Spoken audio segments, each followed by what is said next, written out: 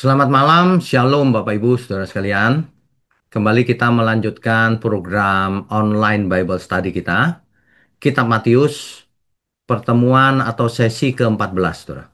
Malam ini kita akan membahas Matius pasal 14 dan 15. Dua pasal, agak panjang, ya. Mari kita siapkan dulu keberadaan kita. Mari kita tundukkan kepala. Bapa kami yang di surga, terima kasih untuk malam hari ini. Kami semua mau belajar Tuhan, menjadi anak Allah, anak Bapa di surga. Untuk itu ajari kami agar kami mengerti firman kebenaran yang benar. Terima kasih, urapi mulut hambamu untuk menyampaikan kebenaran ini. Hanya di dalam nama Tuhan Yesus kami berdoa. Amin. Baik, Bapak Ibu, Saudara. eh, Malam ini adalah sesi ke-14, pasal 14 dan 15. Ya, saya share dulu screen-nya. Malam ini adalah sesi ke-14, Kitab Matius. Saya beri tema besar diutus hanya kepada Israel, tanda tanya. Sebab ada pihak tertentu yang menghembuskan cerita bahwa Yesus datang hanya untuk Israel. Nah, malam ini kebetulan kita, bukan kebetulan, tapi kita memang lewat ke poin itu, lalu kita akan bahas seperti biasa, secara sistematika teologi, lengkap seluruh Alkitab.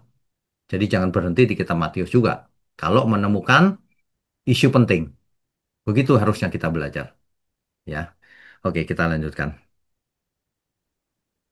Ya, kita mulai dari kitab Matius pasal 14, Saudara. Subtemanya iman di tengah badai dan mujizat Yesus.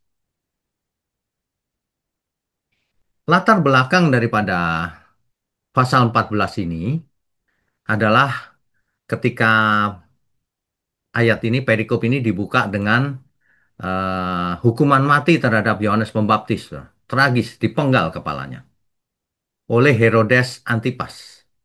Jadi anak dari Herodes yang lama, Herodes Antipas namanya.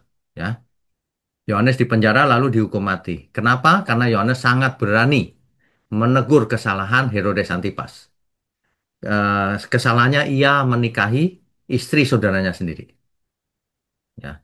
Nah, disitulah Yohanes dipenggal akhirnya atas permintaan kejam putri Herodias.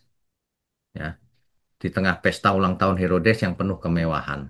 Itu sebagian sudah kita bahas di sesi yang lalu. Makanya saya sarankan Bapak Ibu Saudara ikut OBS ini yang urut. Ya, seperti ini bahkan lebih dari sekolah. Kalau sekolah kan nggak sedetail ini, Saudara. Ini sangat detail. Oke? Oke, kita lanjutkan. Ya, Bapak Ibu Saudara, Matius pasal 14 ayat 13 sampai 21. Di situ dikisahkan bahwa Tuhan Yesus sangat berbelas kasihan. Matius pasal 14 ayatnya yang ke 13 sampai 21, Saudara.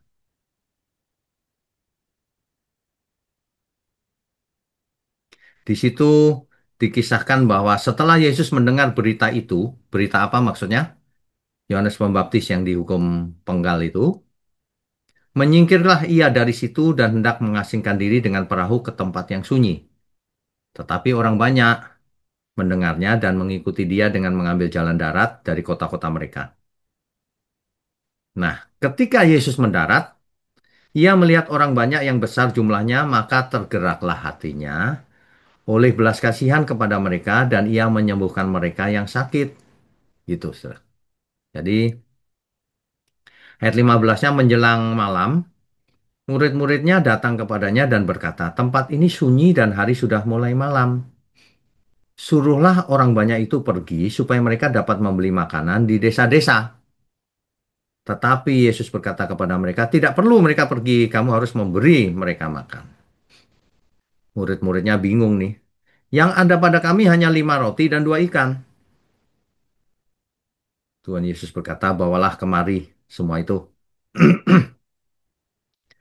Lalu disuruhnya orang banyak itu duduk di rumput dan setelah diambilnya 5 roti dan 2 ikan itu, Yesus menengadah ke langit dan mengucap berkat. Lalu memecah-mecahkan roti itu dan memberikannya kepada murid-muridnya, lalu murid-muridnya membagi-bagikannya kepada orang banyak.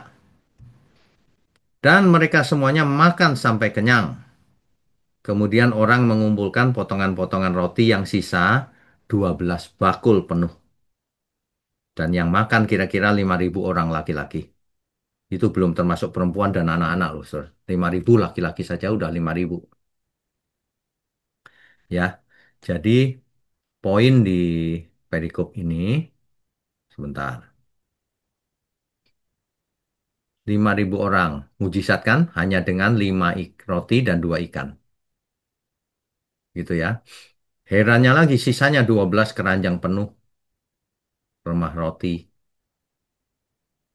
Mujizat ini mengajarkan kita bahwa Tuhan mampu menyediakan kebutuhan kita, termasuk kebutuhan fisik, meskipun itu bukan yang terutama.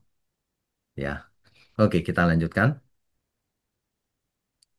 Nah, setelah mujizat pemberian makan, Yesus menyuruh murid-muridnya naik perahu untuk menyeberangi danau. Sementara ia sendiri pergi ke gunung untuk berdoa. Itu ayat 22 dan 23, Saudara. Saudara kalau baca ayat Alkitab ya, jangan asal baca loh ya. Harus mengerti konteksnya. Oke, kita lanjutkan. Ya. Nah, ini ada peristiwa yang sangat terkenal. Waktu badai tengah malam, perahu murid-murid dihantam angin kencang dan gelombang besar. Jauh di tengah danau. Mereka berjuang melawan alam yang ganas. Ya, mereka ketakutan, tetapi Yesus datang berjalan di atas air. Sepanjang umur dunia ini belum pernah ada orang bisa berjalan di atas air, kecuali tukang sulap. Kalau tukang sulap itu kan akal-akalan, sudah. Kalau ini benar-benar berjalan di atas air. Para murid ketakutan. Mereka pikir itu hantu. Nah, ya. Tapi Yesus segera menenangkan mereka dengan perkataannya. Tenanglah, aku ini jangan takut, gitu ya. Dan gelombang semuanya menjadi reda, saudara. Ya. Nah, tapi Petrus ketika melihat Yesus berjalan di atas air, Petrus minta izin untuk datang kepadanya dengan berjalan di atas air juga. Nah, lalu Tuhan Yesus memanggilnya, kemarilah Petrus. Lalu Petrus berjalan di atas air, saudara. Lalu Petrus apa? Berjalan di atas air. Namun, nah ini ayat 30-nya coba kita baca. Tetapi ketika dirasanya tiupan angin, Petrus sadar, waduh, takutlah ia dan mulai tenggelam lalu berteriak, Tuhan tolonglah aku. Jadi Yesus mengulurkan tangannya, menariknya keluar dari air. Dan menegur iman yang goyah. Hai kamu yang kurang percaya, mengapa kamu bimbang? Gitu. Ya. Oke.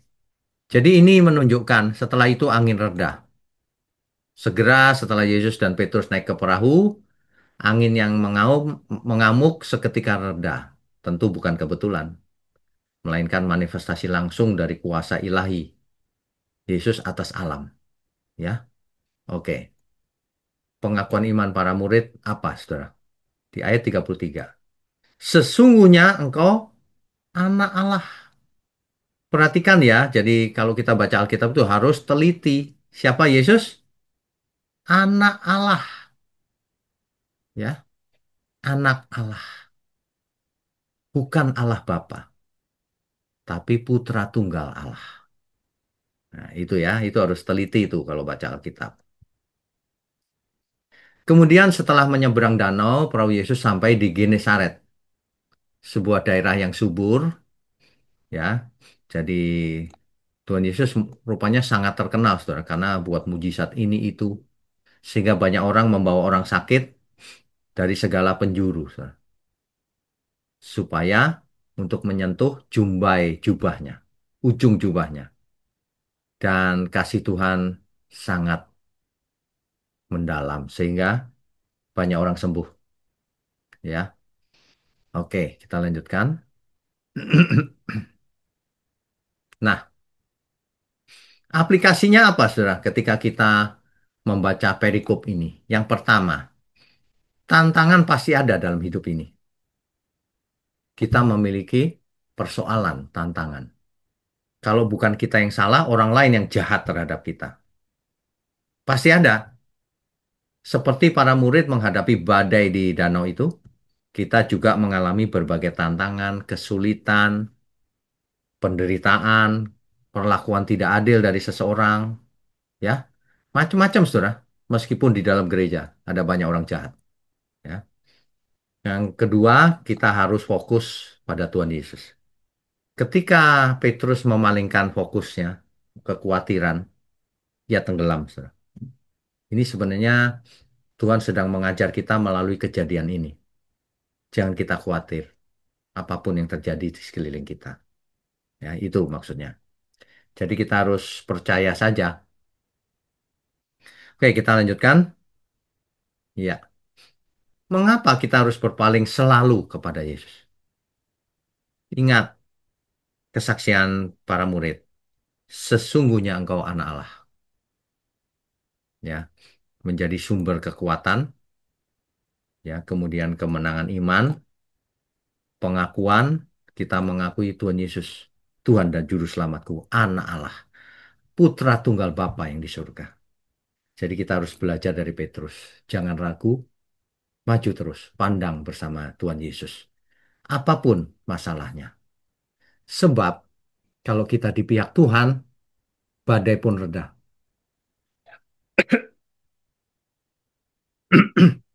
Kalau kita di pihak Tuhan, kejahatan pasti punah, saudara. Orang yang menyentuh biji mata Tuhan, dia pasti binasa. Pasti, ya. Kalau tidak bertobat. Oke, kita lanjutkan. Sekarang kita Matius pasal 15, saudara. Pasal 15 ini menyajikan narasi yang mendalam tentang konflik antara tradisi manusia dengan perintah Tuhan, dengan kebenaran. Ada konflik, tidak cocok, ya. Itu. Itu pasal 15. Nah, di ayat 1 sampai 9, di situ poinnya adalah teguran ahli Farisi, ahli Taurat dan orang Farisi, ya. Matius pasal 15 ayat 1 sampai 9.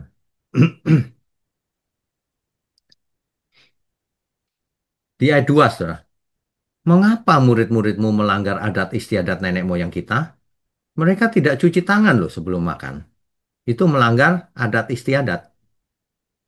Gitu ya. Jadi itu ayat 1 dan 2. Jawaban Tuhan Yesus sangat tegas. Ya. Kenapa? Mengapa kamu pun melanggar perintah Allah demi adat istiadat nenek moyangmu? Apa maksudnya? Rupanya ahli Taurat dan orang Farisi ini juga melanggar, saudara. Di situ dijelaskan tuh. Nomor 4 ya. Ayat 4. Sebab Allah berfirman, hormatilah ayahmu dan ibumu, dan lagi siapa yang mengutuki ayahnya dan ibunya, pasti dihukum mati. Tetapi kamu berkata, barang siapa berkata kepada bapaknya atau kepada ibunya, apa yang ada padaku yang dapat digunakan untuk pemeliharaanmu, sudah digunakan untuk persembahan kepada Allah. Orang itu tidak wajib lagi menghormati bapaknya atau ibunya. Dengan demikian firman Allah, kamu nyatakan tidak berlaku demi adat istiadatmu sendiri. Rupanya ahli Taurat dan orang Farisi ini berpendapat begini. Kalau ia melakukan persembahan ke bait Allah, mereka sudah tidak usah memberi orang tuanya. Hari ini aplikasinya, kalau orang memberi persembahan ke gereja, orang tuanya nggak usah dikasih gitu. Kan untuk Tuhan. Nah ini orang munafik ini namanya. Seolah-olah mengutamakan Tuhan. Tapi mengabaikan menghormati orang tua, mengasihi orang tua. Ini munafik. Kontradiksi. Itu orang yang tidak mengerti firman. Yang menggunakan firman untuk melawan firman itu sendiri. Ya, jangan sampai ada. Sebab ada banyak yang cerita ke saya, anaknya pada kurang ajar. Kasih persembahan ke gereja, tapi ke orang tuanya pelit. Ya, heran ya. Itu orang munafik namanya. Yang lebih munafik lagi, ia rajin ke gereja, tapi pelitnya minta ampun, saudara. Sama gereja pelit, sama sesama pelit. hitung-hitungan, curang lagi hidupnya. Semua orang dicurangi sama dia. Orang yang sangat munafik tuh. Kalau jahat nggak ke gereja itu bukan orang munafik, memang jahat. Kalau ke gereja pura-pura jadi orang baik, tapi sebenarnya jahat. Itu orang munafik itu. Ya. Ayat 7, hai orang-orang munafik, benarlah buat Yesaya tentang kamu. Bangsa ini memuliakan aku dengan bibirnya. Pakai bibir, amin. Puji Tuhan, haleluya. Pakai bibir. Kalau orang zaman sekarang. Padahal hatinya jauh daripadaku. Percuma mereka beribadah kepadaku. Ada banyak orang seperti itu. Ibadah sama Tuhan di gereja rajin. Tapi kesenggol dikit ngamuk. Tapi matre yang bukan keinginannya diingininya. Nyolong lagi. Ya. Aduh, ini orang-orang munafik ini dari dulu rupanya sudah ada. Orang orang Farisi dan ahli Taurat ini. Tapi nyalah-nyalain orang. Ya. Pesan utamanya gini loh, saudara. Jangan biarkan tradisi manusia mengalahkan perintah atau kehendak Allah sendiri. Hati yang murni lebih penting daripada ritual lahiriah. Ya, jadi ada banyak orang bertanya, Pak, tradisi boleh nggak ya, Pak? Ya tergantung. Tradisinya bertentangan dengan perintah Tuhan nggak? Kalau bertentangan tidak boleh. Kalau ada yang tidak bertentangan ya boleh saja. Makanya semua tradisi atau adat istiadat atau budaya terdiri dari dua unsur dalamnya itu. Satu unsur yang umum. Nah itu boleh. Tapi satu lagi unsur yang menentang firman Tuhan. Praktek-praktek okultisme, praktek-praktek memanggil dunia orang mati dan sebagainya, menyembah yang lain, itu jelas tidak boleh, Ustaz. Jelas ya.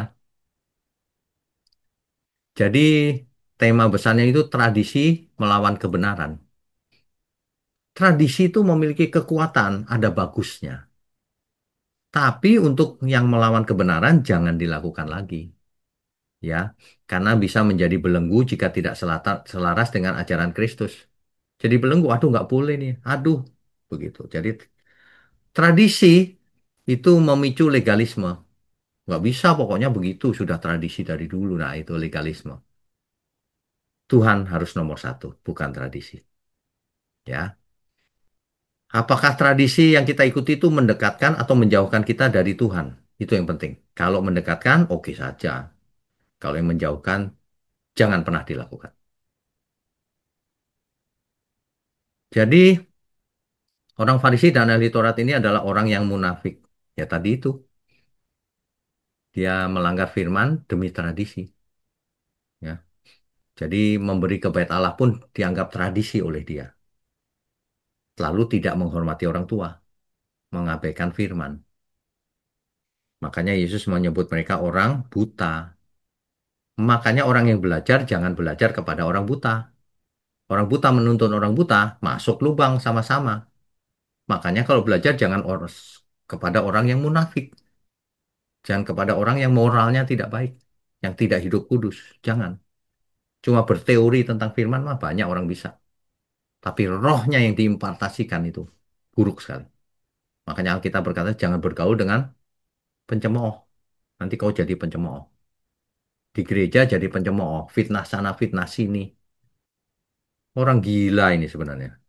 Ke gereja mau hadap Tuhan, jadi pencemooh. Aneh. Menyebutkan fitnah dan sebagainya. Tidak jujur. Matre lagi. Ya. Tangan dibersihkan sebelum makan tidak membuat orang menjadi najis. Tetapi hati oranglah yang membuat najis. Coba kita baca Matius pasal 15 ayat 17 sampai 20. Saudara. Tidak tahukah kamu bahwa segala sesuatu yang masuk ke dalam mulut turun ke dalam perut lalu dibuang di jamban, dibuang ke WC. Tetapi apa yang keluar dari mulut berasal dari hati dan itulah yang menajiskan orang. Hati itu loh, keadaan hati itu loh yang menyebabkan orang itu najis atau tidak itu. Ya. Karena dari hati timbul segala pikiran jahat, pembunuhan. Ingat ya, yang dimaksud pembunuhan zaman sekarang juga termasuk pembunuhan karakter. Perjinahan, percabulan, pencurian. Ingat ya, banyak orang mencuri hari ini, meskipun di gereja. Sumpah palsu dan hujat. Sumpah palsu. Bukan miliknya bersumpah ini milikku. Di gereja loh itu. Itu di hadapan Tuhan loh. Sumpah palsu namanya. Itulah yang menajiskan orang. Tetapi makan dengan tangan yang tidak dibasuh tidak menajiskan orang. Jadi orang Farisi dan ahli Taurat ini lebih mementingkan tradisi, kebiasaan dibandingkan yang lebih penting, yaitu firman Tuhan. Hati-hati loh, saudara. Jangan seperti itu. Nah, ini ada kisah yang sangat terkenal tentang perempuan Kanaan. Yang ini harus dibaca, saudara. Ayat 21 sampai 28 ya. Coba kita baca perlahan supaya saudara bisa menghayati hal ini. Ayat 21. Lalu Yesus pergi dari situ dan menyingkir ke daerah Tirus dan Sidon. Maka datanglah seorang perempuan Kanaan dari daerah itu dan berseru, "Kasihanilah aku ya Tuhan, anak Daud." Heran juga ya, perempuan Kanaan ini kan belum mengenal Tuhan Allah yang benar. Tapi ia bisa panggil, "Kasihanilah aku ya Tuhan, anak Daud." Berarti ia tahu bahwa Yesus keturunan Daud. Karena anakku perempuan kerasukan setan dan sangat menderita. Tetapi Yesus sama sekali tidak menjawabnya. Lalu murid-muridnya datang dan meminta kepadanya, "Suruhlah ia pergi." Ia mengikuti kita dengan berteriak-teriak. Murid Tuhan Yesus begitu tuh. "Jangan ganggu guruku," seolah-olah gitu ya. Lalu jawab Yesus, "Aku diutus hanya kepada domba-domba yang hilang dari umat Israel." Waduh, jawabannya menyakitkan hati perempuan Kanaan ini. "Enggak, aku hanya untuk Israel," gitu. Ayat 25. Tetapi perempuan itu mendekat dan menyembah dia sambil berkata, "Tuhan, tolonglah aku." Ya nggak sakit hati, saudara. Tetapi Yesus menjawab, "Tidak patut mengambil roti yang disediakan bagi anak-anak dan melemparkannya kepada anjing." Waduh, ini lebih kasar lagi, saudara. Kata perempuan itu, "Benar Tuhan." Namun anjing itu makan remah-remah yang jatuh dari meja tuannya. Luar biasa loh ini perempuan Kanaan ini. Ayat 28 baru kita mengerti. Maka Yesus menjawab dan berkata kepadanya, "Hai ibu, besar imanmu. Maka jadilah kepadamu seperti yang kau kehendaki." Dan seketika itu juga anaknya sembuh. Jadi ada orang-orang tertentu yang sangat jahat, saudara. Dia memfitnah Injil kita ini. Ya. Ayat 21 sampai 28 dipotong, saudara, sampai 26 saja. Tidak dilanjutkan pembacaannya 27 dan 28. Jadi seolah-olah Tuhan Yesus ini nggak kasar gitu. Tidak patut roti itu untuk anjing gitu. Lalu titik sampai di situ. Lalu diceritakan Yesus hanya untuk Israel. Nah, inilah modus-modus operandi si jahat itu. Memotong-motong ayat. Padahal kalau kita lanjutkan, oh ternyata Tuhan Yesus menguji sang perempuan ini. Gitu loh. Diuji imannya. Kalau baca ayat itu mesti lengkap perikopnya. Jangan suka potong-potong ayat. Ya, orang kalau mau cuma mau cari pembenaran buat apa? Kan nggak ada gunanya. Nggak jujur begitu ya. Oke, kita lanjutkan slide-nya dulu ya. Ya, jadi kasihanilah aku. Murid-muridnya mengusir bahkan. Terus Tuhan Yesus berkata, "Ya, diutus hanya untuk domba yang hilang dari Israel." Bahkan prioritasnya bangsa Israel seolah-olah begitu sampai ayat 26. Tapi kan belum selesai ada ayat 27 28. Nah, respon perempuan Kanaan ini luar biasa. "Benar Tuhan. Namun anjing itu makan remah-remah yang jatuh dari meja tuannya." Barulah kita tahu bahwa Tuhan Yesus memujinya. "Hai ibu, besar imanmu, maka jadilah kepadamu seperti yang kau kehendaki." Maka mujizat itu terjadi. Jadi, jadi isu utamanya Yesus diutus untuk Israel atau seluruh umat manusia. Matius 15:24 itu jelas sekali. Oh. "Aku diutus hanya kepada domba-domba yang hilang dari umat Israel." Ya, ayat ini sering disalahpahami atau disalahgunakan oleh orang-orang tertentu bahwa Yesus hanya untuk Israel. gitu ya. Kalau kita lihat konteks sejarahnya, nubuatan pertama itu bahwa akan ada keturunan Abraham, Mesias lahir dari sana. Janji Allah, misi awal Tuhan Yesus tentu saja dari Israel karena lahirnya dari Israel, ya. Tapi pelayanan fokusnya mula-mula memang Israel, benar. Oke. Tapi Yesus diutus untuk semua bangsa. Makanya kalau baca ayat jangan berhenti terus sampai akhir. Di Lukas pasal 2 ayat 30 sampai 32, Yesus ada terang bagi bangsa-bangsa, bukan cuma Israel, dan kemuliaan Israel. Lukas 24 ayat 47, Injil harus diberitakan kepada semua bangsa mulai dari Yerusalem. Kisah Rasul 3 ayat 25 sampai 26, berkat dari keturunan Abraham untuk semua umat manusia. Jelas ya? Perintah Tuhan Yesus bahkan perintah agung, pergilah, jadikanlah semua bangsa muridku. Semua bangsa, saudara. Ya, jadi setelah kebangkitannya, Tuhan Yesus mengutus murid-muridnya ke seluruh dunia. Menegaskan bahwa keselamatan bukan hanya untuk Israel, tapi untuk semua bangsa. Jadi Yesus adalah juru selamat dunia. Yohanes 3 ayat 16, dunia ini bukan Israel, kepada seluruh dunia. 1 Timotius 2 ayat 5 sampai 6, penebus bagi semua manusia. Ada orang-orang tertentu yang aneh, saudara, menurut saya. Ketika mendengar semua manusia, dia artikan sendiri. Semua manusia itu maksudnya semua manusia yang percaya. Nah, itu kan karanganmu sendiri. Ya. Kesaksian sejarah dan teologinya gini. Mesias Israel sudah pasti. Lahirnya dari Israel. Sekaligus juru selamat dunia. Makanya misi globalnya gereja mula-mula itu menyadari dan melaksanakan misi global ini. Nggak membatasi diri. Rasul Paulus menginjil ke Yunani kemana-mana. Begitupun kita harus begitu, sebisa mungkin. Jadi ilustrasinya dari Israel ke dunia. Dulu Abraham mulanya, lalu melalui Israel, lalu lahir Yesus, lalu misi lokal ke universal. Jadi Yesus untuk seluruh umat manusia. Jadi Matius 15 ayat 24 itu bukan pembatasan, tapi itu misi awal.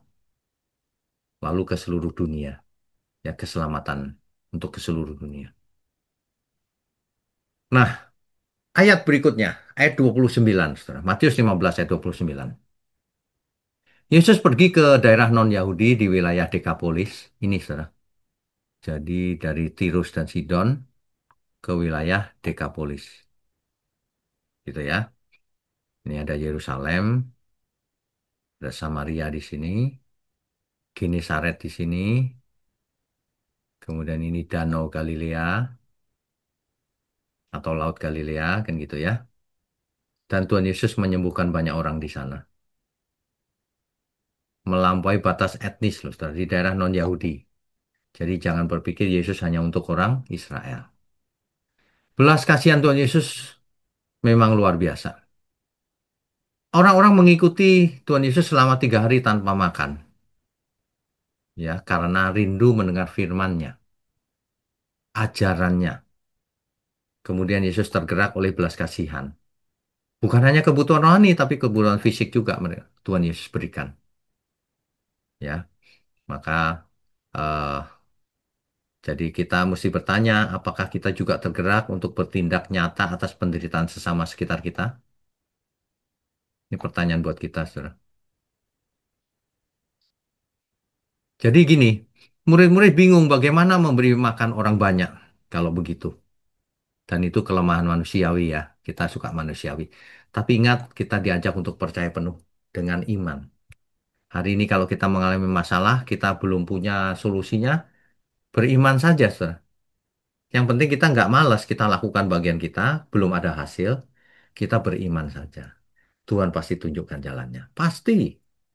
Saudara kalau berjalan bersama Tuhan, saudara akan tahu. Pasti itu. Ya. Makanya kita tenang saja. Nanti pasti ada solusinya. Tapi kita lakukan bagian kita. Begitu ya.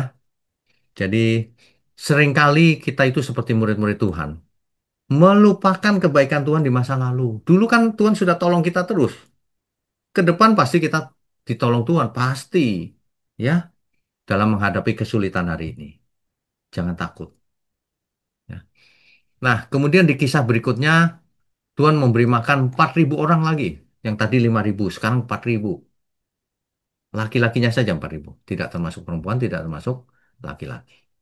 Ya, Ah, Tuhan mengumpulkan 7 roti dan beberapa ikan. Nah, kelimpahan. Jadi yang diberi makan 4.000, sisanya 7 keranjang. Kalau yang tadi sisanya 12 keranjang ya. Ini 7.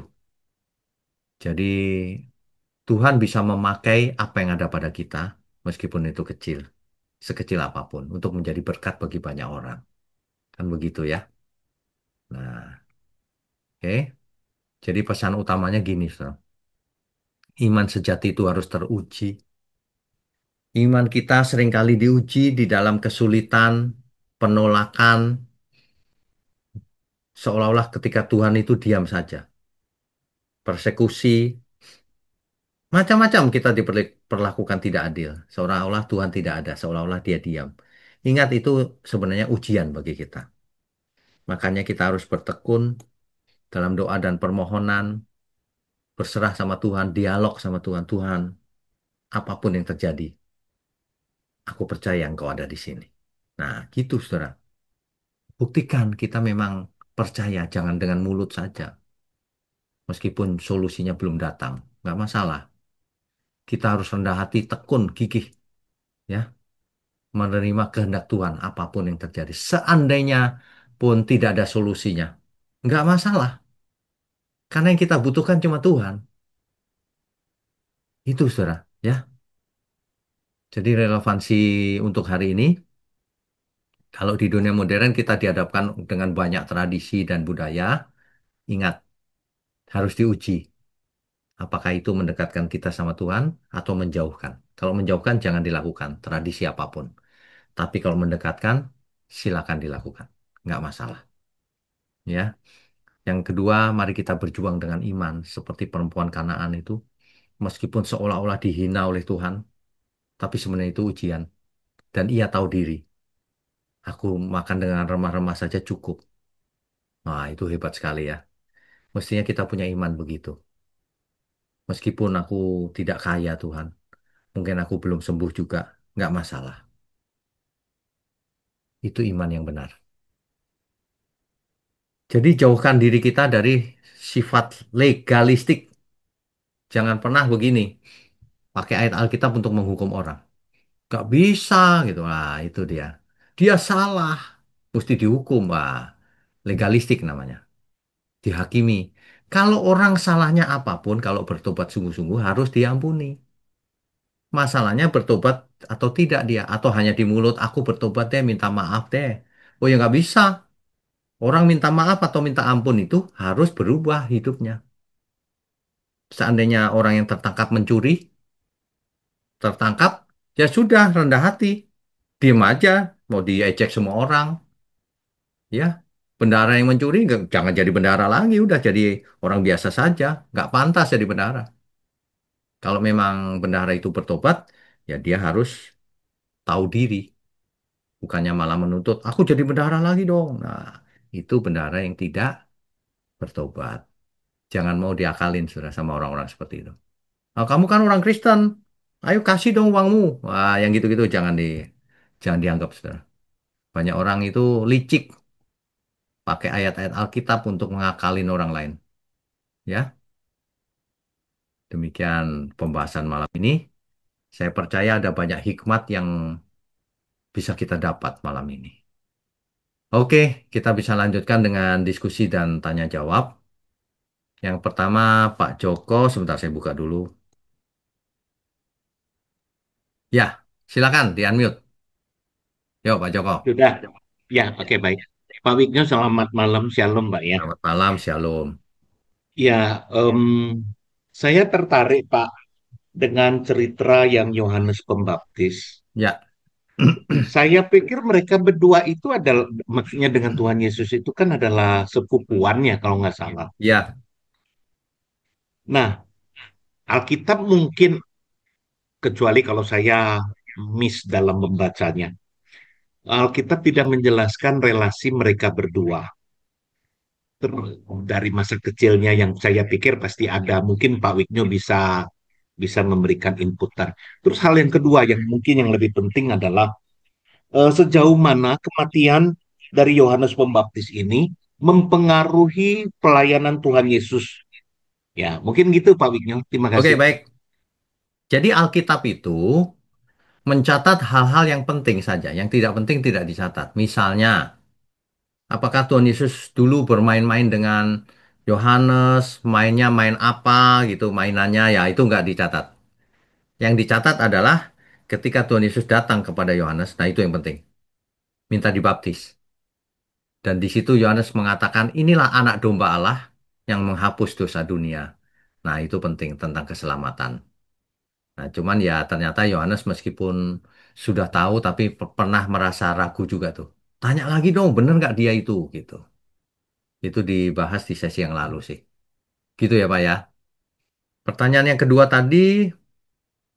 tadi soal apa ya Pak? Ya, sejauh mana kematian Yohanes Oh, Pembaptis itu oke baik, mempengaruhi? Ya, baik. Justru Yohanes berkata, firman Tuhan berkata, aku harus semakin kecil dan dia semakin besar. Jadi pelayanan Yohanes memang sudah selesai sampai di situ.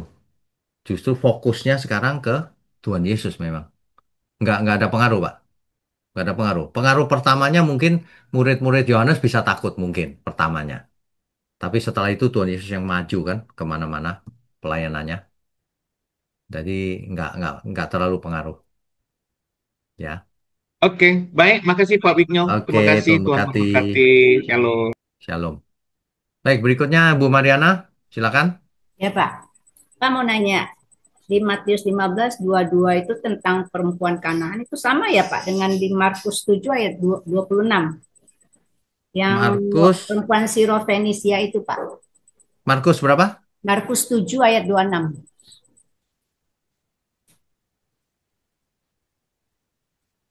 Seorang Yunani, beda Bu.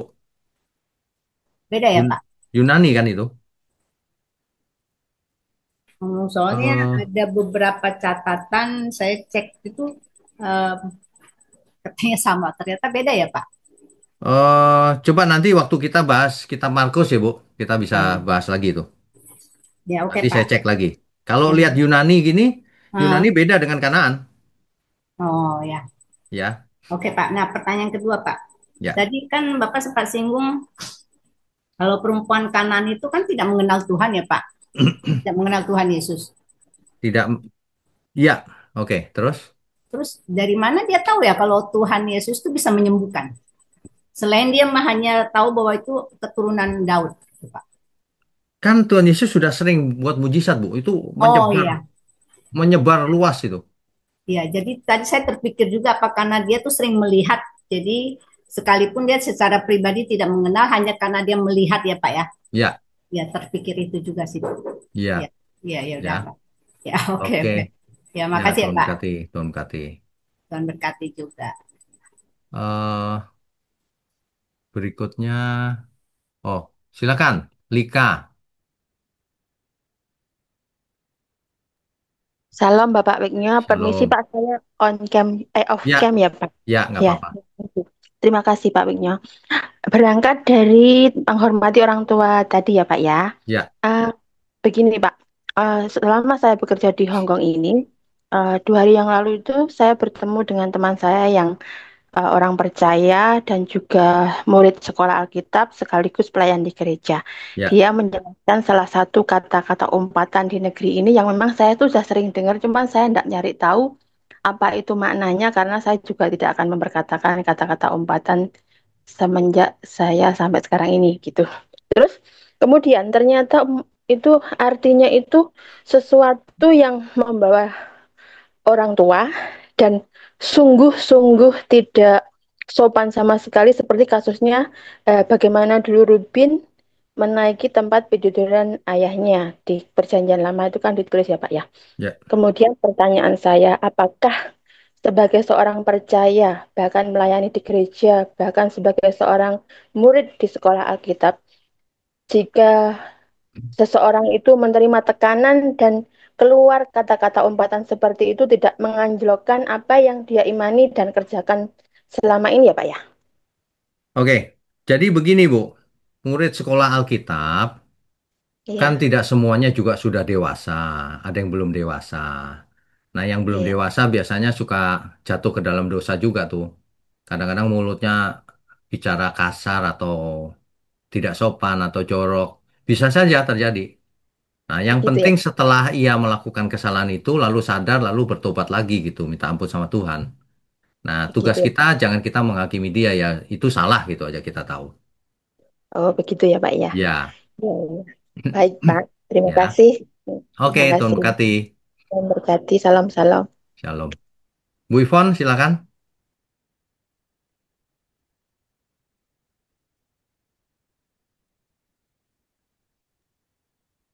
Ya Pak, Ya, Ah, Tuhan yang tadi anak Allah Pak, kalau Tuhan Yesus bukan Bapa Pak. ya, Tapi selama yang saya dengar ini selalu dikaitkan dengan pada mulanya adalah firman itu Pak. Itu ya. yang menjelaskan bahwa dia itu Bapa gitu. Bukan. Coba dibaca lagi. Dia bersama-sama dengan Bapak. Oke, Bukan dia jadi saya adalah Bapak, jelaskan bukan. seperti itu ya Pak. Iya, Iya. Nah, oke. kalau dia Bapak, lalu dia berdoa sama siapa? Yaitu kalau yang saya bilang seperti itu mereka bilang loh, Tuhan bisa jadi apa saja. Jadi maksudnya Tuhan membelah diri gitu. Satu di surga, satu di bumi. Itu katanya itu uh, uh, itu di luar batas kemampuan kita untuk mengerti tentang Tuhan gitu Pak. Kalau di luar batas kemampuan, jangan belajar Alkitab. Alkitab itu ditulis supaya manusia mengerti. Yang Iya, tidak iya. tertulis, kita nggak ngerti. Tapi yang tertulis, kita harus mengerti. Di Alkitab Oke, tulisannya adalah anak Allah. Karena begitu besar kasih Allah akan dunia ini. Ia mengaruniakan anaknya yang tunggal. tunggal. Iya, Ya, Yesus iya, bukan Bapa. Kalau iya. ada yang ngajar Yesus adalah Bapa itu sesat itu aliran itu. Iya Sejak selalu begitu sejak Pak. gereja mula-mula Iya, tidak ada yang bicara Yesus itu Allah. Ada sih aliran bidat. iya. Jadi Yesus Yesus adalah Bapa maksudnya. Yesus Allah ya, tapi bukan Allah Bapa. Bukan Allah Bapa. Iya, Ya, Yesus memang Allah tapi bukan Allah Bapa. iya. Ya, oke. Yang kedua Pak, uh, bolehkah kita menegur orang-orang yang tidak percaya dalam hal ini seperti orang saudara dekat Pak? Kalau mereka terlibat okultisme, maksudnya bukan menegur bagaimana, tapi memberitahu, Pak, Harus bahwa itu tidak memberitahu. benar. Harus Harus ya, Pak. memberitahu. Kalau kita tahu itu salah, tidak memberitahu, kita salah. Tidak Cuman usah cara menunggu, memberitahunya, ya, cara memberitahunya harus dengan cerdas. Jangan ya, asal-asalan negur, marahin ya iya, salah. iya, iya, iya, iya, iya, Dengan cara yang baik, kamu kalau gitu bahaya loh. Itu roh apa yang kamu sembah itu? Hati-hati. Nah, gitu pelan-pelan lah. iya. Yang ketiga, Pak, kalau kita makan di restoran yang banyak penyembahnya, Pak, banyak patung-patung, semua itu Ya, kan, apakah kita boleh, Pak, makan di situ? Paulus sudah menulis bahwa kalau kamu makan, makanan itu tidak bisa menajiskan. Paulus menulis bahwa kamu Oh iya, tidak iya, perlu iya. memeriksanya, asal kamu nikmati dengan rasa syukur, semua dikuduskan, nggak ada masalah. Oh iya, iya, iya, iya, iya. Ya, Iya. sebab Jadi begini, sebab begini, kita makan di warung misalnya. Memangnya kita nanya dulu, Bapak, Bapak punya pesugihan ya, punya jimat ya, bebas dari okultisme ya. Memang begitu iya, kan? Nggak mungkin, iya, ya kan? iya. Oke. Terakhir, Pak. Oh, Sorry. katanya tadi yang ke terakhir itu terakhir lagi. Ah, Nggak apa-apa, silakan. Yuk. apakah kalau seperti begini, kalau pergi sama-sama dengan keluarga, Ya, kemudian keluarga itu ke tempat penyembahan, Pak, seperti ke ya, kelenteng semua. ya. Apakah tapi saya boleh tidak masuk ke kelenteng itu apa saya harus di luar, Pak? Sebenarnya mau di luar mau masuk itu nggak ada persoalan. Sebab kita berhubungan masalahnya itu di kerohanian kita. Oke, oke. Masuk Nggak membuka celah ya Pak itu Pak. enggak. Iya, Kalau membuka celah itu nggak usah di tempat-tempat itu, di rumah juga bisa buka celah, iya, iya, iya, iya, iya, iya, ya nggak? iya, Justru iya. kita harus tunjukkan kedewasaan kita, nggak masalah. Tapi kalau ditanya, ini nggak ada gunanya. Yang ada gunanya kalau kita ikut Tuhan Yesus, begitu aja. Betul, betul. Iya, iya, Ya, iya. harus Terima dengan, kasih banyak loh oke, Pak. ya Tuhan Iya, berkati. Tuhan berkati. Berikutnya Pak Epenius, silakan. Shalom, selamat malam, Shalom, saudara selamat malam. semua. Langsung Saya pertanyaannya, Open. Pak. Ya, yang pertama menyangkut tema ini. Tema ini barusan ambil untukannya khusus Israel, tapi penjelasan tadi itu semua orang. Ya, betul. Ini bagaimana? Ya, jadi mula-mula memang hanya Israel. Kan Taurat itu diberikan kepada siapa? Kepada Israel saja, bukan kepada bangsa lain. Jadi Taurat dikhususkan untuk Israel. Kalau bangsa lain mau ikut hukum Taurat, harus dibaptis dengan baptisan proselit namanya, menjadi orang Yahudi, meskipun bangsa lain. Nah, di situ mulanya. Tapi setelah Tuhan Yesus datang, mati di kayu salib, maka Taurat dibatalkan. Kenapa? Karena supaya keselamatan dialami semua bangsa. Keduanya menjadi satu daging, satu di dalam Tuhan maksudnya. Jadi Efesus 2 ayat 15 itu. Begitu, Pak. Terima kasih. Yang Oke, kedua, Tuhan. yang kedua barusan ini apa? Yang kasih makan 500 orang dengan 400 orang 5.000, ini 5.000 orang dengan 4.000. 4.000 ini tempatnya berbeda atau sama? Tempatnya tidak jelas, tetapi itu kejadian yang berbeda. Oke, kenapa dua kali itu 4.000 Y- dengan 5.000 itu? Ya nggak apa-apa, emangnya nggak boleh 2 kali. Ya, Oke. oke. Kalau Ya, itu sekarang begitu bisa kan tidak? Yang kenapa? lakukan yang Tuhan Yesus lakukan seperti itu sekarang bisa kan tidak? Ya, makanya ketika Tuhan jatuh hati ya dia lakukan mujizat gitu aja. Ya, Oke? terima kasih. Ya, Tuhan berkati. Berikutnya Sama-sama. Michelle ya. Malam Pak Wiknyo. Malam, malam. Hmm. Silakan. Mas, Silakan. saya ingin bertanya, kan kalau misalnya dalam pengujian iman itu di dalam asa itu seringkali kan keadaan dan orang-orang itu membawa hati kita terasa berat dan juga tawar hati, Pak. Ya, Nah, seringkali itu kan mempengaruhi sikap hati kita dalam berdoa. ya, Jadi bisa tidak lepas dan tertahan. ya. Nah, gimana ya, Pak untuk mengatasi perasaan itu supaya kita bisa berdoa kepada Tuhan itu lepas dan tidak terperangkap dengan perasaan ini, Pak? Baik. Jadi begini, ketika kita mengalami persekusi atau apapun yang membuat kita sedih, membuat kita sakit hatinya, datang kepada Tuhan itu bukan berarti gini, aku lupa loh semuanya terus berdoa sama Tuhan. Bukan, tetap ingat, Tuhan, hatiku lagi sakit nih Tuhan. Dia itu kok kejam begini ya Tuhan. Nah gitu, tapi bukan gini, Tuhan tolong dia disambar geledek. Nah itu nggak boleh. Itu nggak boleh itu. Ya, Tuhan tolong, ini persoalan sulit nih. Tolong sadarkan dia. Kalau tidak ya Tuhan jewer sedikit lah supaya dia bertobat. Nah, bicara yang tulus saja sama Tuhan. Dengan hati yang apa adanya. Jangan, aku lupa, aku lupa. Enggak bisa lupa. Ya, Baik, Pak. Terima kasih, Pak Wiknyo. oke. Tuhan berkati. Berikutnya Pak Bas, silakan. Ya, Salam Pak Pendeta. Shalom. Ya. Iya Pak, Bapak di kota mana ya Pak? saya di Duri Kepa Pak. Oh, Duri Kepak. Ya, ya. Oke. Ya, silakan. Iya Pak, mau tanya mengenai Matius 15 tadi tentang Ya, kisah murid-murid di mana pada saat makan itu tidak cuci tangan. ya, Lalu orang Farisi mempersoalkan hal itu. ya. Nah, yang menjadi pertanyaan saya, apakah kisah ini betul-betul pada saat itu murid-murid tidak cuci tangan pada saat makan? Karena Oke, memang baik. secara kesehatan ya kalau nggak cuci tangan itu nggak bersih kok, gitu Pak. Jadi Betul. itu mungkin yang perlu saya pengen pemahamannya Pak. Yang kedua di situ Satu juga dulu Pak, nanti saya lupa pertanyaannya. oh gitu Pak. Ya. Nah, Berdasarkan teks ini memang mereka tidak cuci tangan, Bu. Pak.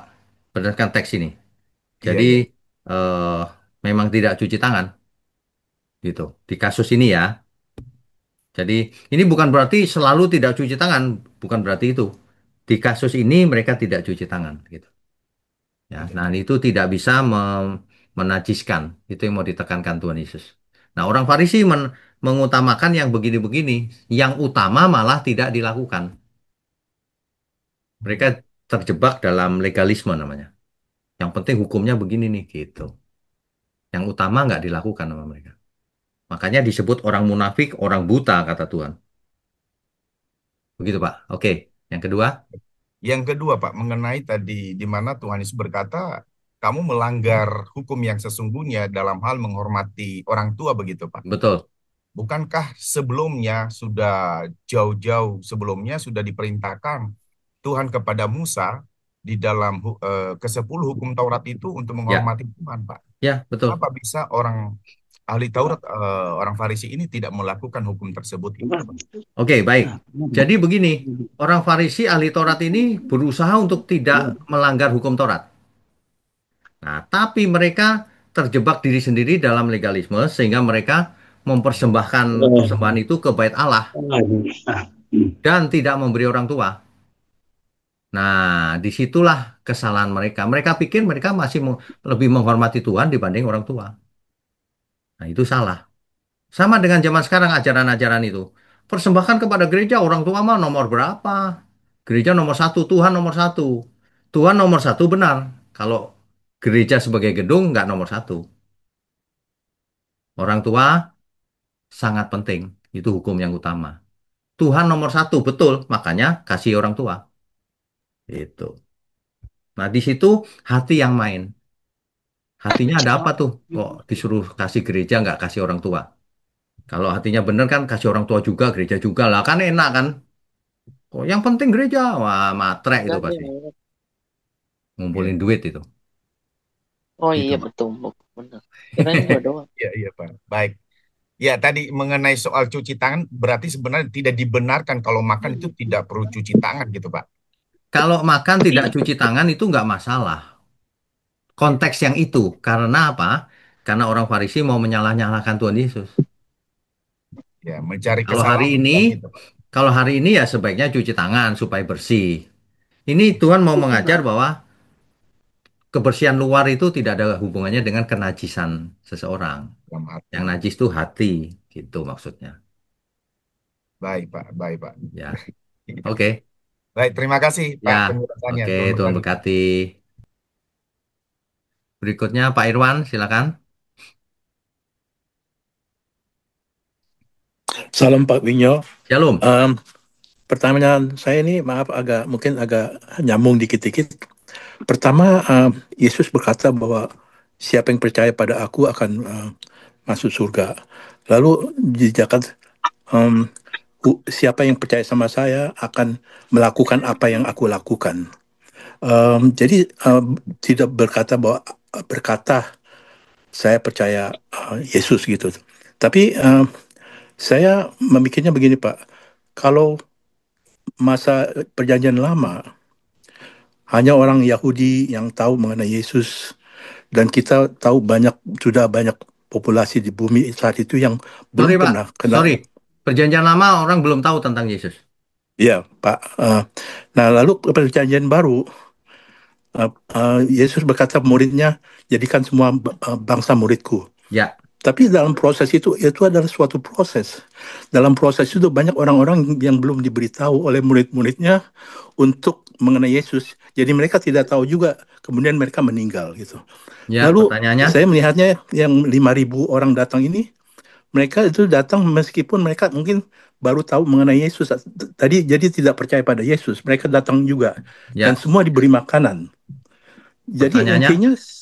eh, intinya satu lagi Pak, ada ya ayat di eh, yang mengatakan bahwa nanti pada waktu akhirnya semua kitab-kitab akan diuji, dilihat gitu. Jadi pertanyaan saya adalah yang saya masih kurang jelas dalam hal ini adalah bagaimana orang-orang yang meninggal yang tidak pernah mengenal Yesus, tapi mereka berbuat baik. Seperti yang ibu yang bilang mendapatkan kram-kram dari roti-roti itu saya melihatnya ibu inilah bukan hanya penonton atau mungkin hanya dapat sedikit. Dan dia bukan pemain utama dalam kepercayaan pada Yesus.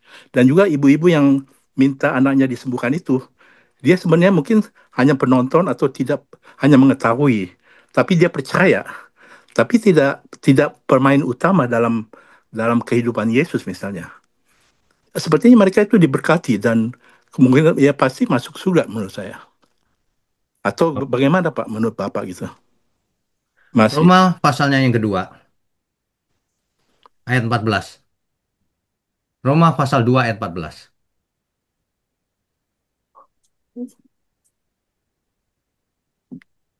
Sebenarnya harus ditulis, harus dibaca dari ayat 11 sampai 16, Pak.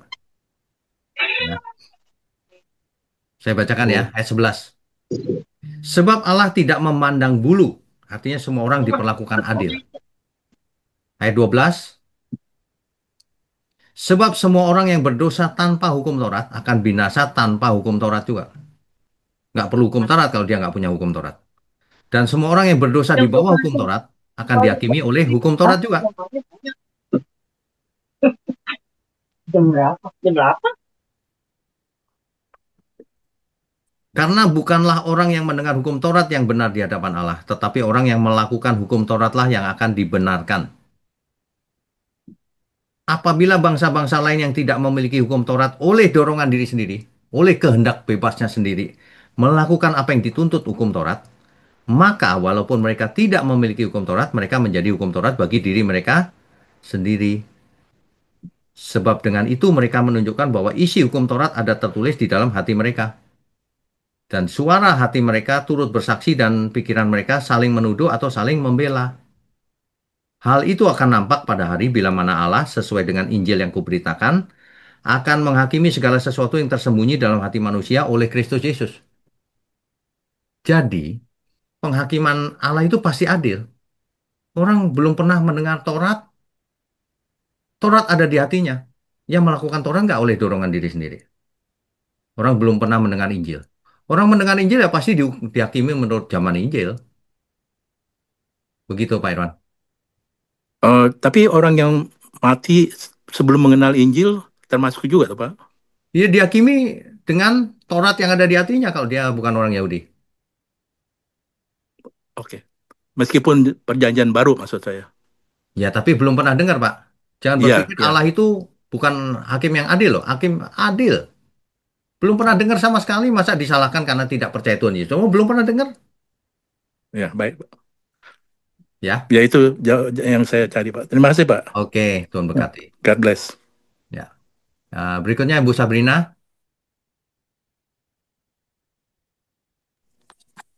Shalom, selamat malam Pak Wisnu. Shalom, selamat malam. Waktunya saya ada pertanyaan. Kan tadi ada yang bertanya soal hmm, eh, Yesus itu bukan Bapa. Nah, tadi Bapak sudah jawab, Yesus itu bukan Bapa. Jadi berarti Roh Kudus itu bukan Yesus juga ya, beda ya, Bukan, bukan Yesus. beda. Jadi pertanyaan saya berarti di surga itu memang ada tiga ya, ada tiga Bapa, Anak, dan Roh Kudus. Alkitab mencatat ada tiga pribadi. Ada Allah Bapa, sudah pasti. Ada Yesus, sudah pasti. Ada Roh Kudus. Ibu bayangkan ketika Yesus dibaptis oleh Yohanes Pembaptis. Ada suara Hmm. dari surga. Siapa itu? Bapa. Allah Bapa ya. Yesus sendiri dibaptis. Jelas pribadi yang lain. Terus ada yang seperti burung merpati. Roh Kudus kan? Hmm. Jadi jangan berpikir di surga ada tiga Tuhan atau tiga Allah. Bukan. Allah Bapa cuma satu. Yesus satu. Hmm. Rohnya juga satu. Para malaikat juga ada. Bukan cuma tiga. Ada malaikat juga kan? Hmm. Gitu. Jelas ya. Ya, jadi itu bagaimana kita mau memahaminya? Karena pasti Memahaminya ada yang gampang, akan Bu. berpikir bahwa Tuhan kita itu tiga, Pak. Nah, karena definisi Tuhannya beda. Hmm, maksudnya, Apa itu Tuhan?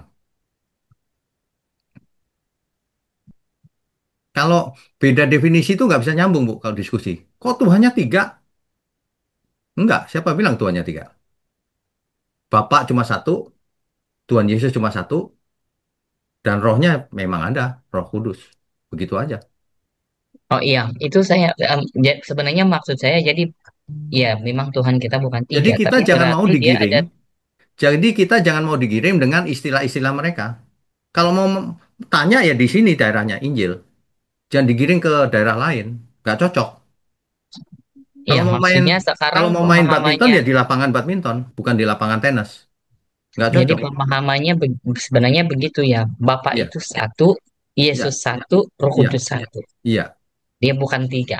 Bukan. Oke, saya. Alkitab jelas menulis bahwa Allah kita itu Esa, maka Esa pula pengantaranya, Kristus Yesus. Terus nggak benar ya Pak, kalau orang bilang kalau ibarat tiga dalam satu, Tiga Tritunggal dalam itu. satu itu kan tafsir orang, Bu. Menafsirkannya tiga tapi satu, satu tapi tiga. Orang kalau mendengar Hmm. seperti itu bukannya ngerti, makin bingung. Makanya. Nggak usah. Eh, Yang eh, jelas ada eh, tiga eh. pribadi, benar. Hmm, Allah itu hmm, satu, hmm. Allah Bapa, Putra tunggalnya satu, Tuhan Yesus. Dan ada Roh Oke. Kudus sekarang yang menemani kita. Udah begitu aja. Hmm. Kalau begitu mudah diterima Pak. Iya, nggak mungkin Tuhan rumit-rumitin, Bu. Tuhan mau kita mengerti dengan sederhana dan hidup benar sebagai anak Allah. Gitu aja. Haleluya. Pak, boleh bertanya satu lagi? Boleh. Saya ada pertanyaan. Pertanyaan ini. Di kampung kan saya ada ponakan.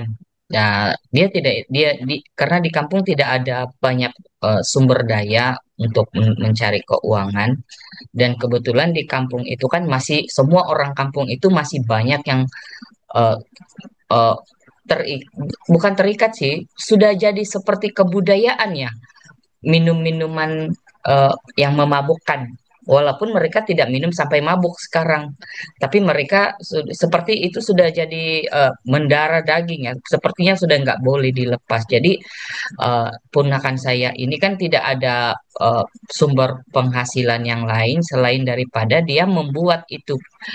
Kalau di kampung, kalau di Malaysia itu kan kami ada panggil itu kan minuman yang memabukkan itu yang dibuat sendiri, Pak, dari beras atau dari apa ya begitu kan. Jadi Oh, ya, ponakan saya itu buat itu dan dijual kepada ya.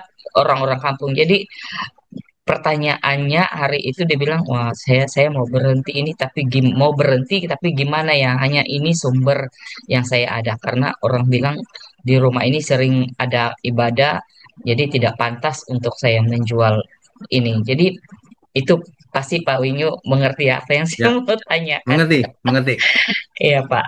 Jadi begini, sebenarnya itu kan tidak hanya untuk minum mabok-mabokan. Ada gunanya yang lain juga kan? Iya benar Nah, benar. tetapi sering disalahgunakan untuk mabok-mabokan gitu ya ceritanya ya. Nah, berarti ponakan ibu ini nuraninya bersih. Waduh, saya harus berhenti nih. Itu benar tuh keputusan itu. Tapi berhentinya jangan langsung juga karena ini ada yang beli, ada gunanya juga kan? Iya Pak. Nah, jadi bagaimana membatasi itu dan jangka panjang cari bisnis yang lain. Jangan bisnis itu kalau bisa. Gitu solusinya. Tapi hatinya udah bersih. Tuhan tahu hatinya. Gitu. Iya, iya, Ya, makanya jangan dia kompromi. dia dia tanya ke saya karena tapi ya itu Pak, tadi dia telepon lagi ini bagaimana ini aku mau bawa mama ke rumah sakit tapi ini udah nggak ada. Kalau aku nggak jual ini, aku tidak ada uang ini mau bawa ke rumah sakit ini bagaimana? Saya- Kadang-kadang, kadang-kadang di dunia ini kita dihadapkan pada pilihan yang satu sangat buruk, satu agak buruk gitu. Tapi nggak ada yang baik, Bu. Kita lakukan apa yang terbaik yang kita bisa lakukan. Tapi kita harus punya pilihan jangka panjang. Jangka panjang aku mau punya sesuatu yang lain nih Tuhan, tolong. Aku nggak mau begini gitu. Ya. Sebenarnya dia apa yang membuat dia mau berhenti itu karena pimpinan gereja yang menyuruh dia berhenti untuk jual Oh, itu saja. ya. Ya, tapi kalau penjualan itu menyebabkan banyak orang celaka ya jangan memang, ya kan? Tetapi Hmm. bisa direncanakan untuk melepas itu perlahan-lahan, gitu Ya, Bu. ya. Ya. Oke, Hmm. oke Pak. Terima Oke, kasih Pak. Tuhan berkati. Pak Effendi, silakan Pak. Ya, Shalom Pak Wigno. Shalom, Pak Kasih Effendi. Pak buat waktunya Pak. Ya, Saya balik ke Matius 15 tadi Pak. Agak ya, tadi yang ditanyakan Pak apa tadi ya yang sebelumnya. ya, Eh, kan para para orang Farisi kan bertanya tentang adat istiadat cuci tangan. Tapi kenapa Tuhan Yesus tidak menjawab tentang cuci tangan itu langsung? Berbeda ketika waktu Tuhan Yesus dan murid-muridnya itu berjalan dan mereka tidak berpuasa pada hari Sabat kalau nggak salah saya. Nah, Tuhan Yesus waktu ditanya itu, Tuhan Yesus langsung bilang, kenapa murid-murid harus berpuasa? Karena mereka bersama-sama dengan Tuhan Yesus gitu. Jadi nggak perlu ketika Tuhan Yesus ada. Tapi kenapa ini berbeda? Tuhan Yesus nggak langsung jawab mengenai cuci tangan itu, tapi malah Tuhan Yesus bertanya dan malah pertanyaan itu kayak nggak nyambung dengan cuci tangan itu sendiri. betul.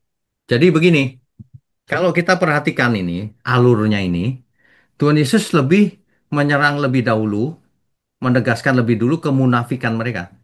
Kamu nyala-nyalain orang, kamu sendiri munafik, kamu sendiri melanggar firman, gitu loh. Nah, baru dijelaskan soal yang cuci tangan itu belakangan. Sebenarnya nggak masalah sih, karena Tuhan Yesus lagi menekankan, loh kamu sendiri melanggar firman, kok nyala-nyalain orang? Nah, gitu. Ditunjukkan kan kesalahannya di mana, lalu barulah terakhir, cuci tangan nggak cuci tangan tuh nggak menajiskan, baru dijawab sama Tuhan. Nggak masalah sih, Pak. Oke, Pak. Satu Ya. lagi, Pak. Satu Oke, lagi, Pak. silakan. Pak, terkait dengan orang Farisi dan ahli Taurat, ini sebenarnya mekanismenya saya nggak ngerti atau mungkin sudah dijelaskan. Orang Farisi dan ahli Taurat ini ketika diangkat, mereka apakah dipilih oleh Allah atau seperti apa? Dan kenapa mostly orang Farisi dan ahli Taurat ini nggak disukai oleh Tuhan Yesus, Pak? Padahal mereka itu ada di bait suci Allah. Artinya kan di tempat yang suci dan kudus. Saya jadi teringat dengan kita sebagai pelayan Tuhan itu dan lebih aware lagi. Apakah kita juga nanti, khawatir saya nanti kita jadi seperti itu dan bagaimana supaya kita nggak seperti itu. Makasih, Pak. Oke, ini orang Farisi ahli Taurat ini, kan anak Yahudi itu ada sekolah Taurat namanya. Nah, mereka sekolah tuh sampai lulus, kemudian mereka bergabung dengan kelompok, kelompok Farisi, ahli Taurat, atau yang lain. Ada kelompok Eseni, ada kelompok Saduki. Nah, itu mereka ngelompok, suatu kelompok religius. Jadi begitu, bukan dipilih langsung oleh Tuhan, tidak. Jadi sekolah. Seperti contohnya Rasul Paulus. Rasul Paulus itu muridnya Gamaliel, Rabi Gamaliel besar, ahli Taurat, ya. Jadi orang Farisi maksud saya. Rasul Paulus orang Farisi. Tapi Rasul Paulus ditemui langsung oleh Tuhan Yesus, jadi dipilih Tuhan kalau yang itu. Gitu, Pak. Tapi mereka dari sekolah-sekolah itu kan itu terus kok pembelajarannya itu. Jadi makanya semuanya begitu. Mengapa Tuhan Yesus bentrok sama mereka? Karena mereka itu legalistik, tidak punya hati. Maunya itu nyala-nyalain orang gitu. Selalu begitu. Jadi orang takut dekat mereka. Orang lebih suka dekat Tuhan Yesus. Gerombol banyak kan? Satu, Tuhan menyenangkan menerima orang berdosa. Mereka menolak orang berdosa loh, Pak. Najis itu. Masa Rabi Yesus ini kok bergaul dengan pemungut cukai gitu. Orang berdosa, perempuan Kanaan, gitu-gitu mereka itu. Nanti mereka itu salah. Orang yang agamawi. Jadi nggak cocok sama Tuhan. Apakah semua orang Farisi dan ahli Taurat itu tidak baik, Pak? Atau adakah yang memang yang baik? Kalau semua atau tidak, tidak ditulis. Tetapi banyak sekali dari mereka yang seperti itu kelihatannya pada umumnya. Karena ada seorang yang diam-diam menemui Tuhan Yesus kan. Nah itu kan, Nikodemus itu, Pak ya. ya makanya. Itu kan diam-diam padahal dia tahu tuh hukum Taurat dan sebagainya. Dia diam-diam pasti orang baik. Gitu. Oke, Pak. Makasih banyak, Pak. Oke, Tuhan berkati. Masih ada beberapa waktu. Pak Mulyono, silakan. Ya, malam Pak Punya. Malam. Pak, di pasal ini kan dijelaskan Pak bahwa Tuhan Yesus itu kan menyembuhkan, memberikan makan 5.000 orang, 4.000 orang dan berjalan di atas air. Itu kan sesuatu yang dahsyat gitu Pak, yang di Betul. luar kekuasaan manusia pada umumnya. Betul. Betul. Ya, padahal di pasal lain ada kan juga tertulis waktu Tuhan Yesus jalan itu terus jubahnya dipegang sama seorang perempuan, kuasanya mengalir. Ya, betul. Tapi kan dia nggak tahu kan Pak, Malah Betul, dia tanya ini siapa? Itu kan betul, menandakan dia manusia kan gitu kan, Pak. betul. Nah, kalau di pasal ini siapa Tuhan Yesus, Pak? Kalau bisa seperti itu. Eh, Perlu diingat, Alkitab itu tidak ada kontradiksi di dalamnya. Artinya apa? Tuhan Yesus memang sebagai manusia sedang mengosongkan diri menjadi manusia.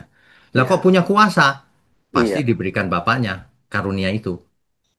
Sederhana saja. Kenapa bisa berjalan di atas air? Ada Roh Mm, Kudus yang memberikan kuasa itu. Nah, kenapa di jamah jubahnya ada kuasa yang keluar? Kuasa Roh Kudus yang mengalir. Kan dia Iya, sedang mengosongkan dirinya, bukan pura-pura iya, mengosongkan diri. iya. Mengosongkan Kalau diri jadi mengosongkan diri manusia. kan, kalau mengosongkan diri kan benar-benar jadi manusia kan. Ya, betul. Nah, padahal di pasal ini kan dia berbuat sesuatu yang di luar manusia pada umumnya gitu Karena kan, bisa diberi seperti kuasa itu. oleh Roh Kudus, oleh Bapa. Diberi kuasa. Hmm, Seperti kalau kita ngusir setan, emangnya kita yang hebat? Bukan. hmm, Diizinkan memakai kuasa Tuhan. Persis sama. hmm.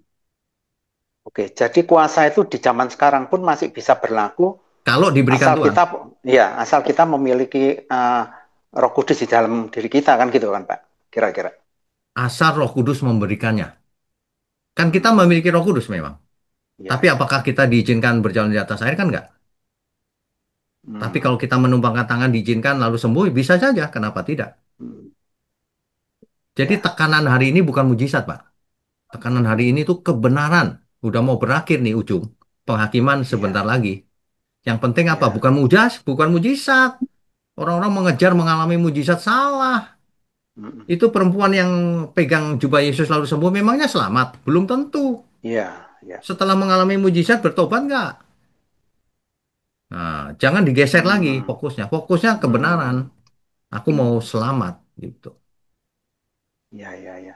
Ya. Tujuan akhirnya yang mungkin sudah berubah ya di akhir zaman ini, Pak ya. Dari dulu tujuan akhirnya keselamatan, Pak. Hmm, Cuma manusia salah ya, mengerti. Malah hmm, apa? Malah mujizat yang dicari zaman sekarang. ya, Kan ya. padahal di zaman itu pun Tuhan sudah bicara loh. Aku bisa ngusir setan loh Tuhan. Murid-muridnya bilang gitu. Tuhan bilang apa? Jangan Hmm, kamu senang kalau bisa ngusir setan. Tapi ya, kamu ya. berbahagialah kamu kalau namamu terdaftar Nama di di surga. surga. Oh, Ya, jelas kok. hmm, Orang aja nggak mau belajar. ya, ya. Oke, itu aja Pak Wiknya. Itu aja. Oke. Terima kasih banyak. Ya. Ya, Tuhan berkati. Berikutnya Pak Budi. Pak Budi Santoso. Langsung pertanyaannya ya. Ya, selamat malam Pak Wigno. Ya, malam. Pertanyaan saya yang pertama itu, jadikanlah semua bangsa muridku itu implikasi real bagi orang awam itu gimana Pak? Kalau Oke. pendeta kan sudah pasti apa? Oke, baik. Jadi begini, semua kita harus mengusahakan keselamatan banyak jiwa. Kalau pengkhotbah ya saya khotbah yang benar sebanyak mungkin orang harus mengerti, bertobat, kan gitu. Sebagai guru misalnya, masa guru berkhotbah keirian dan sebagainya kan enggak. Guru mengajar. Waktu mengajar itu mengajarlah yang benar. Sehingga murid-murid pintar dan moralnya mengerti etika bertuhan. Kan begitu. Makanya 1 Korintus 10 ayat 31 diingat. Baik engkau makan, minum, atau melakukan segala sesuatu, lakukanlah untuk kemuliaan Tuhan. Nah itu maksudnya. Makanya kita kalau mengerti hal itu, nggak mungkin aku pelit. Nggak mungkin aku berani berbuat dosa. Aku harus menyelamatkan banyak jiwa. Orang harus lihat dalam diriku nggak ada salah. Barulah kalau kita ngomong, orang mau dengar. Bayangin kalau kita pelit, nggak jujur, kita ngomong Tuhan di pret, kata orang. Kan gitu, Pak. Ya kan?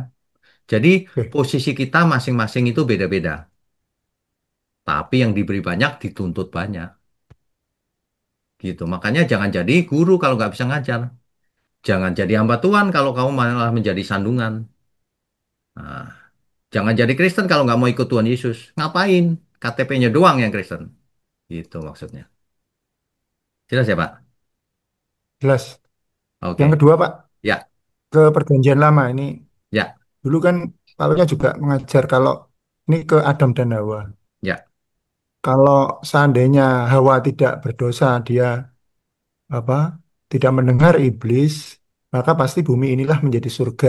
Ya, Kita hidup sebagai orang manusia yang mulia.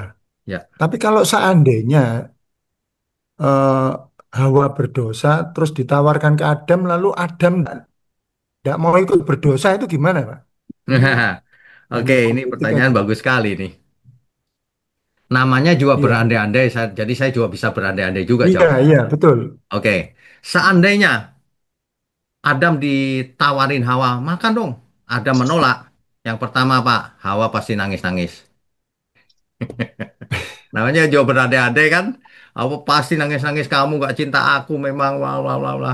Nah, tapi yang jawaban serius gini, pemimpinnya Adam. Jadi Hawa bisa dimarahin sama Adam, minta pengampunan sama Tuhan, bisa diampuni. Karena ini Oh, Adam yang salah, dia pemimpinnya. oh, Diusir, gitu Pak. oh, Tapi ini tidak tertulis di Alkitab.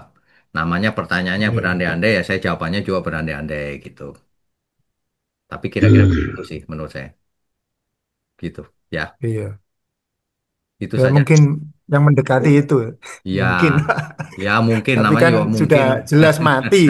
Yang saya Iya, pikirkan itu karena kan tatanannya itu kalau kamu makan mati kan itu. Kalau ya, Adamnya ya, menolak, berarti yang mati kan jadi Hawa. ya, Ya, ya. oke, baik, terima kasih.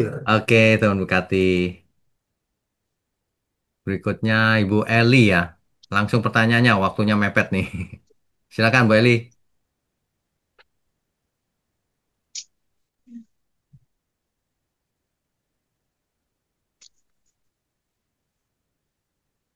Yuk, silakan.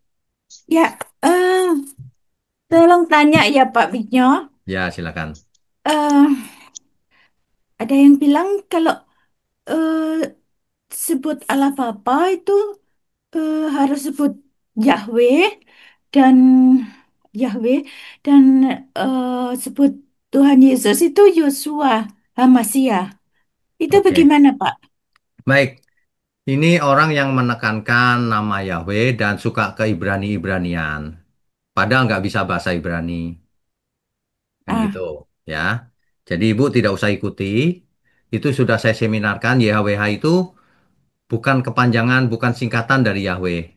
Ya, jangan sebut Yahweh. Sebut saja ah, Tuhan. Tuhan Yesus mengajarnya gimana? Jika engkau berdoa, hendaklah demikian. Bapa kami yang di surga. Udah, nggak ada kata Yahweh di perjanjian baru. Nggak ada sama sekali. Di perjanjian lama pun nggak ada. Yang ada YHWH. Dan itu bukan singkatan Yahweh. Saya sudah jelaskan berkali-kali dalam khotbah maupun dalam seminar. oh Ya, iya. ya. Ah, Nanti tapi coba aja akses channel YouTube saya atau GMM. ya kok dia bilang di judulnya itu Elohim Elohim Yahweh namanya yang dihilangkan oleh setan gitu. Nggak ada, Bu. Itu karangan dia. Dia setan lagi. Nggak usah. Dasarnya nggak ada itu. Itu Ya, kalau di Alkitab itu tulisannya bukan bukan Elohim YHWH. YHWH Elohim. Kebalik juga dia ngomongnya. Nah, kalau saya panggilnya Yahweh itu Adonai sesuai dengan praktek yang dilakukan dari dulu sampai sekarang. Kalau ketemu huruf YHWH, panggilnya Adonai. Adonai Elohim. Itu yang paling benar. ya dia dia kok bilang kalau kalau sebut tidak Yahweh sama Yosua kita tidak bakal masuk surga gitu. Ya, itu itu kitabnya dia tuh, dia nulis sendiri. Di Alkitab Itu kita nggak ada sekte begitu. ya, sekte ya itu Pak. Sekte itu sekte. Nggak usah Bu, Iya, nggak usah hubungan sama orang kayak gitu. iya, Nanti ya, ada yang ngomong begini loh mas saya, Yesus. Y itu bahasa Ibrani nggak ada artinya. Sus itu bahasa Ibraninya apa kata dia ya? Binatang apa gitu. Saya kok aneh ini bahasa Indonesia kok dianalisa pakai bahasa Ibrani. Orang aneh-aneh emang ini. Sus katanya kuda katanya bahasa Ibrani. Oh Yesus bahasa katanya, Indonesia kok dipenggal-penggal pakai bahasa Ibrani. Aneh. Orang kalau sekte itu begitu emang. iya katanya anu, Alkitab itu bahkan dirubah ya Pak, namanya nggak bener ya? Ya, jangan dengerin Ibu, pergaulannya salah itu, bergaul dengan orang-orang begitu itu. Salah, Alkitab dibilang salah, suruh dia bikin Alkitab sendiri aja. Udah Ibu Ya, nggak usah dengerin orang itu ya. ya, terima kasih ya, Pak. Oke. Ah, terakhir ya ini karena waktunya sudah habis. Ini, waduh tulisannya kok Omah Matematika ini siapa ini? Ya Pak, saya Hadi Pak. Oh Pak Hadi, oke. Mohon maaf Pak. Oke. Pak Silakan langsung Pak Hadi. pertanyaan ya Pak. Ya, silakan. Eh, Bagaimana kita memindahkan hati kita yang ada di dunia ini ke kerajaan surga Pak? Kan kita harus siap-siap untuk menyambut menyongsong LB3. Oke, yang pertama kita harus benar-benar bertobat. Menjunjung tinggi nomor satu adalah Tuhan, Oh bukan ya. kepentingan diri sendiri. Itu yang pertama. Banyak orang gagal melakukan itu karena diri sendiri nomor satu, sehingga Tuhan pun dikalahkan. Meskipun di mulut ngomong Tuhan nomor satu, benerannya enggak, diri sendiri. Nah, itu yang Oh, pertama. Jadi kita harus menyerahkan hidup kita sama Tuhan. Nah, setelah itu belajar Alkitab yang benar. Online Bible study. Lakukan sehari-hari. Jangan dengerin orang-orang aneh, sekte ini, sekte itu. Buang baik. waktu. Ya, Begitu, Pak. Yang penting firmannya harus benar dan hidupi sehari-hari. Nanti akan timbul perasaan cinta kita sama Tuhan. sama berpegang teguh pada pilar GMM ya Pak ya. Ya, benar. Itu aja. Baik, baik Pak. Terima Ya. kasih Pak. Oke, Tuhan berkati. Tuhan berkati ya. Terakhir deh, satu lagi. Pak Mirli Apono ya. Silakan. Ya, malam Pak Malam. Wigno. Malam. Silakan. Ya, ini mengenai masalah hakim dan penghakiman. Ya. Kita tahu bahwa hak penghakiman itu ada pada Tuhan. Ya. Tapi kita tahu juga bahwa ada profesi penegak hukum yang namanya hakim Ya. yang akan memberi keputusan penghakiman. Ya. Bahkan ada orang Kristen yang menjadi hakim dan dia memutus putusannya itu dengan mati, Ya. dengan hukuman mati. Ya. Nah, pertanyaannya adalah bagaimana kita sebagai orang Kristen itu menjalani fungsi sebagai hakim di mana penghakiman itu adalah hak Tuhan. Bahkan apakah boleh Oke, saya mengerti. Saya mengerti. memutuskan? Ya, baik, baik. Oke, di Alkitab itu semua raja-raja menghakimi, Pak. Menjatuhkan hukuman mati dan sebagainya. Ya, Ya. semuanya. Jadi jangan salah mengartikan ayat soal menghakimi haknya Tuhan. Itu maksudnya adalah menghakimi soal hidup kekal atau hidup binasa kekal. Itu maksudnya. Itu maksudnya menghukum orang dengan salah, dengan maksud jahat. Kalau itu tidak boleh, Oh, oke. ya. Kita nanti bahkan di surga menghakimi, Pak, menghakimi kedua belas suku Israel. Maksudnya apa? Memimpin. Nah, jadi Ya. menghakimi jadi hakim bagus. Jadilah hakim yang adil, membela Ya. yang lemah. Harus Ya, itu. Pak. Bukan Ya. nggak boleh menghakimi, nggak boleh jadi hakim. Lah nanti hakimnya lalim semua kalau nggak ada orang benar. Lalu bagaimana dengan hukuman mati, Pak? Oke, Bukankah kematian itu adalah hak dari Tuhan? ya. Tapi ada kasus khusus Tuhan juga bikin mati, Pak. Ya. Bapak pernah baca nggak di Perjanjian Lama? Binasakan suku Amalek, perintah Tuhan itu. Ya. Nah, iya makanya mati dan hidup ini terserah Tuhan, Pak. Kalau Tuhan berikan kita hikmat bahwa menjadi hakim ya putuskan yang benar, yang adil, jangan melanggar hukum. Hmm. Kan begitu. Ya. Nah, sekarang begini, kalau ada orang jahat, memangnya kita nggak boleh tuntut? Tuntut. Ya. Jangan biarkan orang mempersekusi orang lain. Kalau kita sendiri ngalah-ngalah nggak apa-apa sih. Tapi contohnya gereja dipersekusi, kalau kita mampu, kita tuntut. Ya. Ada orang jahat sama gereja, oh kita tuntut, masukin penjara. Dan itu Ya. tidak salah loh Pak. Asal Ya. adil. Adil. Dan bukan dengan perasaan mau membunuh atau menghukum dengan kebencian, dengan niat jahat. Nah, kalau itu nggak boleh. Orang Ya. anak Allah itu hatinya bersih, pikirannya bersih, Pak. Ketika menjatuhkan hukuman pun bersih. Untuk keadilan, untuk kebenaran. Oke, baik, Pak. Ya, oke. Ya, terima Baik. kasih, Pak Bika. Ya, Tuhan Tuhan berkati. berkati. Baik, malam ini udah selesai, sudah lewat 5 menit bahkan. Malam ini padat sekali ya. Oke, Bapak Ibu, Saudara, kita tundukkan kepala yuk. Mari kita berdoa. Bapa di surga, kami mengucap syukur malam hari ini kami semua diberkati. Ada banyak hikmat yang kami dengar, biarlah hidup kami semakin hari semakin dewasa, dan kami tahu bagaimana kami harus hidup berkenan bagi Tuhan. Terima kasih untuk program online Bible Study. Terima kasih untuk tangan-tangan yang mendukung pekerjaanmu ini. Terima kasih untuk seluruh umat Tuhan yang mengasihi Tuhan, yang selalu tekun mengikuti online Bible Study. Haleluya. Hanya dalam nama Tuhan Yesus kami berdoa dan mengucap syukur. Amin.